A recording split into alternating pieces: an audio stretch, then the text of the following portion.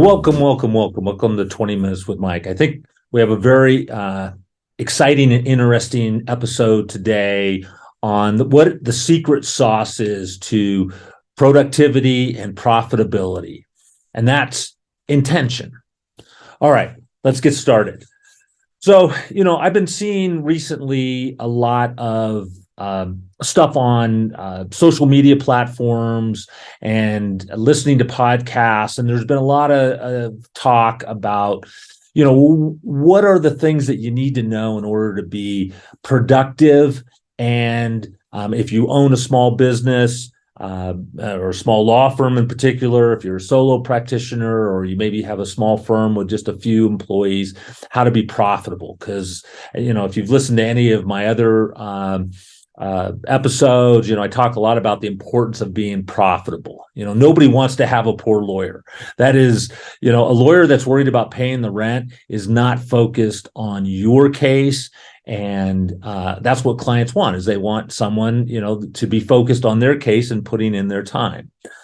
So what is the key ingredient to being productive and being profitable? And it really boils down to one simple concept, and that is being intentional with everything that you do. And there's lots and lots of different ways to do that. And we're going to go over a handful of those to give you some ideas and guidance on, how to be as absolutely productive and profitable as you possibly can. So let's define some this term, intentional. What do I mean when I say that you need to be intentional? Well, it's really a fairly straightforward concept. It means that you have given some thought to what it is that you want to occur. So, and it's a little bit different than a to-do list. So a to-do list would say, call John. All right. An intentional list, or being intentional, would be to say, I'm going to call John and we're going to talk about this topic, and this is the outcome that I want. All right. And that, if you take a moment and think about that, that takes a moment to think about, right? You not only are just picking up the phone and calling John, but you're picking up, before you're picking up that phone, you're asking yourself the question, what is it that I want to accomplish? What is my goal? And then how do I get there? So it's not simply, the goal isn't to pick up the phone and talk to John. That is not the goal. The goal is to achieve some kind of specified outcome, right? So let's put it in the concept of what I do, or what I did as a lawyer, right? Let's say John is the district attorney and I have a case and it's Mr. Smith. And the reason that I'm calling John is I want to try to negotiate a resolution with the district attorney. I want to get an offer that I think will settle the case. Now, prior to doing that, I should have talked to my client, Mr. Smith. I should know the parameters of what it is that he wants to accomplish. I should know whether or not he's open to the idea of a resolution. Sometimes the client is like, I ain't settling for nothing. I ain't agreeing to the time of day. I want to go to trial. That's what I want. Okay. If that's the case, then I'm probably not talking to John, or I'm not calling. But let's say I am trying to resolve something. So I need to think that through. I need to have that entire concept, pretty firmly in mind. What is it that I want to accomplish with that phone call? And how do I get there? Okay. So if I know, all right, the district attorney, his offer has been prison and I want probation. All right. What are the things that I'm going to need to say or be able to put forward to make a compelling argument to get the district attorney to agree to a probationary term? Okay. That would be one example. Now, for most people, I think that kind of phone call you would have given some thought to. That is pretty straightforward. It would be sort of foolish to pick up the phone and really have no idea what you're going to say. Okay. But it sure makes that conversation a lot easier on your end if you know what the parameters of the agreement is that you were trying to accomplish, and what is outside of those boundaries so that you can, easily and clearly say, no, that's not going to resolve this. If the DA is saying, hey, I want prison, and your client is not going to agree to that, and you also don't think that that's the appropriate sentence, then it's pretty easy to say no.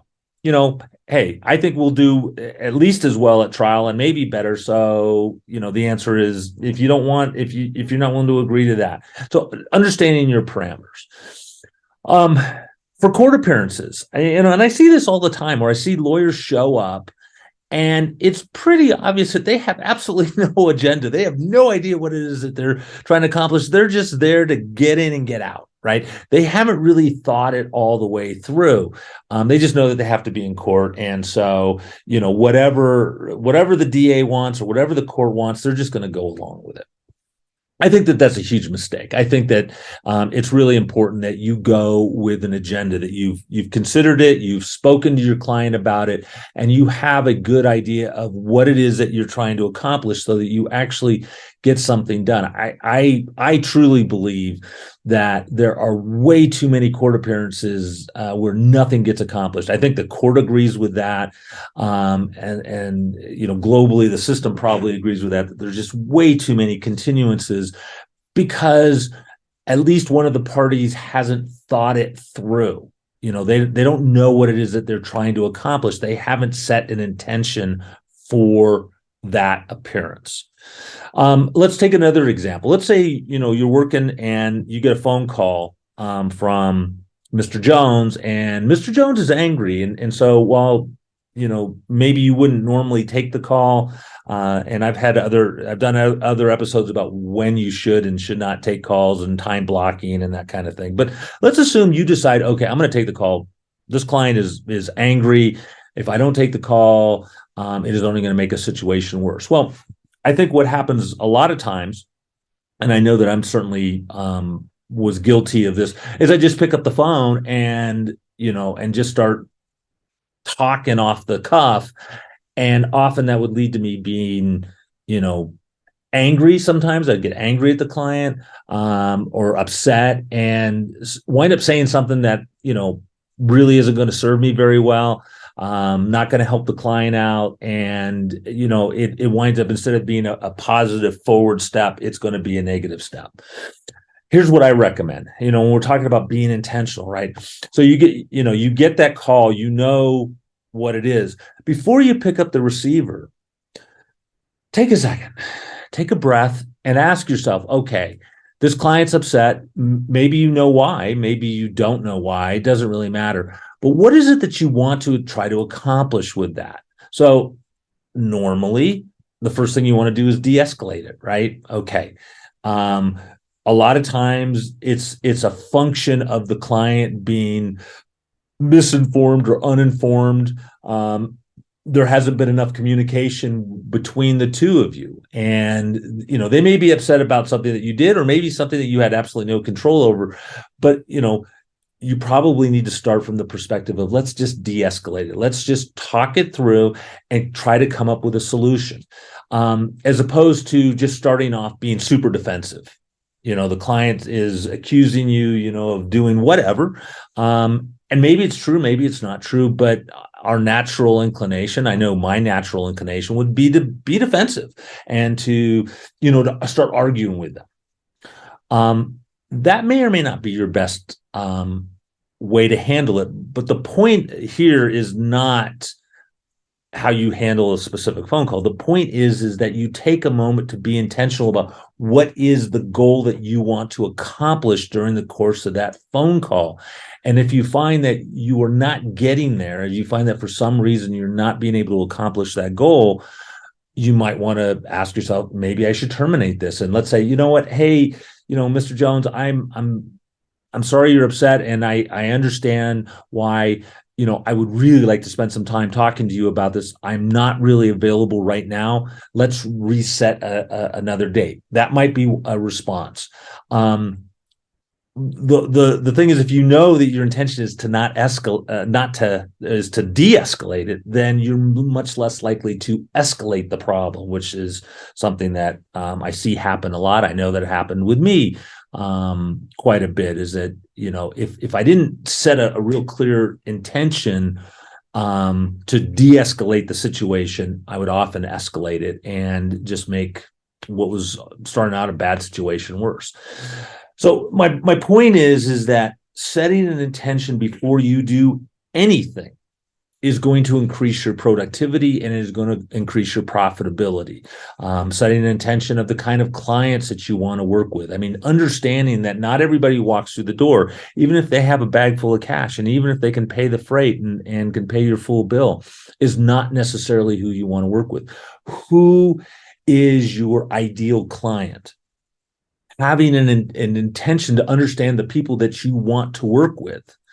Now, that may be somewhat vague, is who do you want to work with, but you probably pretty clearly know people that you don't want to work with. If someone comes in and you immediately start to bristle and they start arguing with you about everything under the sun, and it's real clear that they are going to want to control every single thing, from my perspective, because of the way I do things, my intention is I am not taking that client. I am not going to take a client that I know from the get-go is going to be a real pain in the butt. I just am not, because it's not worth it. It's not worth it to me. But you got to set your own parameters. And my point is that you need to be intentional. You need to be intentional about how do you want your business to be run? What do you want your business to be known for? What is it, are you going to be the jack of all trades and you're going to do everything under the planet? I'll do your wills and trusts and your criminal case and your family law and all of that. Is maybe that's what you want, and there are firms that do that. I personally think that niching is far more profitable, and you're going to do a better job because you're going to be an expert in an area. So that's what we've always done, is we've niched. We know the parameters of the kind of work that we're going to do, and we absolutely know the kind of work that we're not going to do. But that's an intention. That was an intentional decision. We didn't just fall into it. We didn't just kind of open the doors and say, anybody with a legal problem, come in and see us. I have a bar card, which means in California, and I think virtually any other state, I can practice in any area I want. But more importantly, I need to make the decision to practice in the areas that I want to, as opposed to just taking anything. So, we don't do family law. We don't do corporate law. We don't do wills and trusts. We don't, legally we can do all those things, but we're not experts in that. That's not the nature of our practice. All of that was intentional. And that's my point, is that we made a decision. How big do you want your law firm? I am aware of firms that just grow just to grow without any real clear idea of where they're trying to get to. I made a very specific decision to not grow above 3 attorneys. Now, we're going to have technically 4 attorneys, because I will be of counsel, working with the other lawyers and strategizing on client cases and such, but I'm not going to be handling day-to-day stuff. So we'll have 3 lawyers doing that. That was a very intentional decision made by me originally, and followed up by Martin, as to the size of the firm. We didn't want to have 10 lawyers. We didn't want to grow. That was not the kind of firm that we wanted to have. That's not the kind of firm that I wanted to have. Now, Martin at some point might change his mind and decide that he wants to get bigger. And hopefully with some guidance and consideration, that will be an intentional decision. I'm sure that it will be. But the point is that the firm looks the way it looks because we want it to look that way. That was an intentional decision. Another thing that I'll talk about is, when you talk about productivity, being intentional with your day, what does that actually mean? That means that you make decisions, hopefully on a weekly basis for the rest of the following week, but also on a daily basis of what you are going to work on. And that's one of the big problems with email. And I've talked about this in other episodes, but the challenge with emails, if you keep going back to your email and keep looking at your email, your day is being run by the people that are sending your emails, because you're constantly reacting to that. I advocate not looking at your email more than twice a day. I really believe that you should look at it once a day, but I understand this draw. So if you look at it twice a day, and you have a real clear protocol how you're going to deal with your email and not get off track, and then you decide the things that are important for you. If you're a small or a solo business owner, law firm owner, you need to be setting aside time on a regular basis to work on your business, to be going through your numbers, to understand your marketing, to understand how you're putting it together, to understand your intake funnel, to understand all of those different things. You need to be working on your branding, on your message. You need to be working on those things, and you need to set aside time for that. And if you don't, then it's simply not going to get done. And that's the problem is then your firm is just going to kind of go wherever it goes. You want to steer the ship, and that is part of being intentional. So time blocking, which I think is probably the most the simplest and easiest way to control your day, is to plan ahead of time. I am going to work on, this case for an hour on Monday. All right. And you mark it off in your calendar, and barring some major catastrophe, that's what you were going to do. And that is pre-decided. When I was an athlete, one of the things that I found difficult is, if I decided what workout I was going to do on a day-to-day basis, I found that I was much less likely to do the work. I was much less likely to really push myself. I was much less likely to do the hard stuff. When I planned it out in advance, sometimes a month in advance, sometimes a week in advance, I'd plan a whole month of workouts, or maybe just a whole week of workouts. I was much more likely to do the hard stuff, because I would commit, on Monday, say, hey, I'm going to go do a 50-mile bike ride on Thursday. Well, if I waited till Thursday, I don't really feel like it, and the weather's not very good, and blah, blah, blah, wham, wham, wham. And then I don't, maybe I don't even do anything, or maybe I go out and do a 10-mile ride or whatever. But if I decided that on Monday, and I blocked off the time, and I had, that intention in mind, I was much, much more likely to do the hard stuff.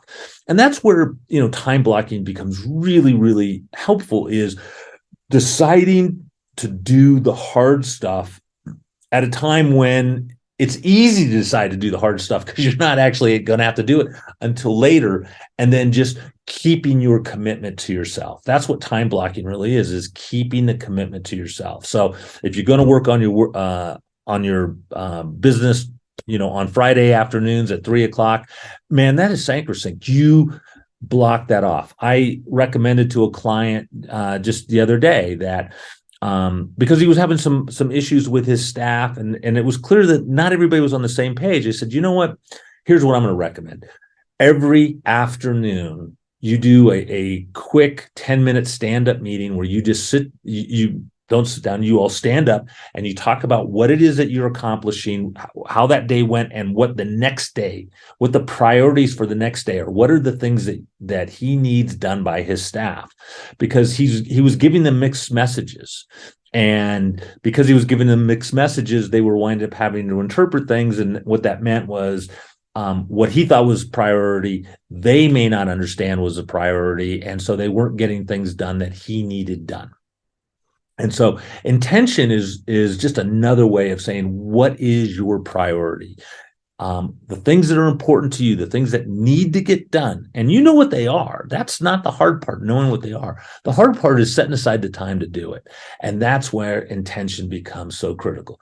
Every morning, or almost every morning, I write in my journal my intentions for that day. And it's usually 1 to 3 things. It's not my to-do list. The to-do list is a different thing, but the intentions, the thing that are my highest priorities that need to get done that day, along with the desired outcome. Not just call John, but call John and have a good conversation where we resolve Mr. Smith's case.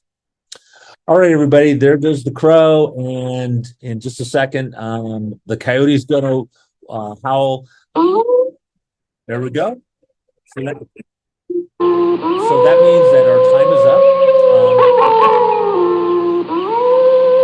Whoa, let's stop. All right. Our time is up. I hope that this is helpful to you. I saw some questions recently on Facebook that was asking, what is the best time management strategies? And this is it: being intentional and time blocking. So I hope that's helpful to everybody.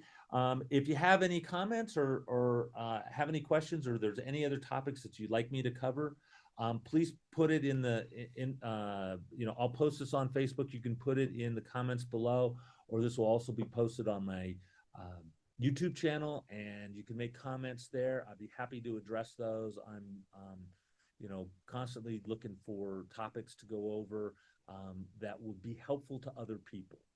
So please feel free to do that. And you can always contact me at michaelchastain.com. And if you're looking for some help in your business, I'm available for that. And you can go to my website, mikechastain.com. All right, everybody. I hope you all have a great day. And just remember, be grateful for what you have and be willing to work for what you want. All right, y'all. Take care.